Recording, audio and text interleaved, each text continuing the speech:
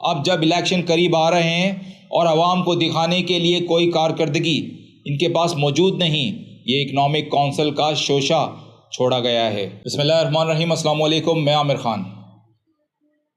آپ سے گزارش ہے چینل کو سبسکرائب اینڈ فالو کریں، لائک اور شیئر بھی کیا کریں۔ آپ لوگوں کے اس تھوڑے سے ایفرٹس کی وجہ سے مجھے بہت زیادہ موٹیویشن ملتی ہے۔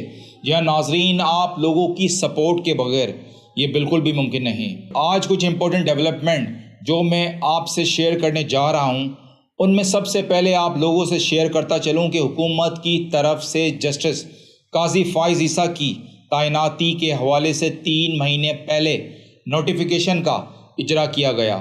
یہ تاریخ میں پہلی بار ہوا ہے کہ تعیناتی سے کئی ماہ پہلے کسی چیف جسٹس کا نوٹیفیکیشن ہوا ہو۔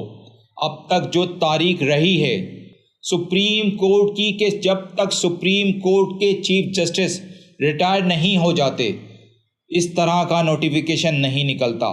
موجودہ چیف جسٹس جو اس وقت موجود ہیں وہ سپتمبر میں ریٹائر ہونے جا رہے ہیں۔ بہرحال حکومت نے آنے والے نئے چیف جسٹس قاضی فائز عیسیٰ صاحب کا نوٹیفیکیشن جاری کر دیا ہے۔ یہ میں ان لوگوں کو بتا دینا چاہتا ہوں ناظرین جو لوگ سمجھ رہے ہیں کہ آنے والے چیف جسٹس قاضی فائز عیسیٰ عدالتی معاملات آئین اور اپنے فیصلوں پر کوئی کمپرومائز قبول کریں گے تو وہ لوگ کسی ایسی خوش فہمی اور خوش خیالی میں نہ رہیں۔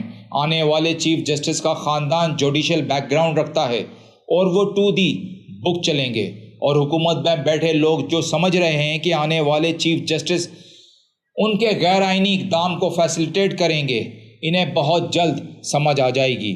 جسٹس قاضی فائز عیسیٰ نے اپنے کیریئر میں بہت اہم فیصلے دیے ہیں اور میں امید کرتا ہوں کہ ان کی تعیناتی کے بعد ملک میں آئین اور قانون کی بالادستی میں اضافہ ہوگا۔ ابھی تک کے لیے اتنا ہی ناظرین، اپنا خیال رکھیے گا، اپنے چینل کو لائک، سبسکرائب اور آگے شیئر کریں۔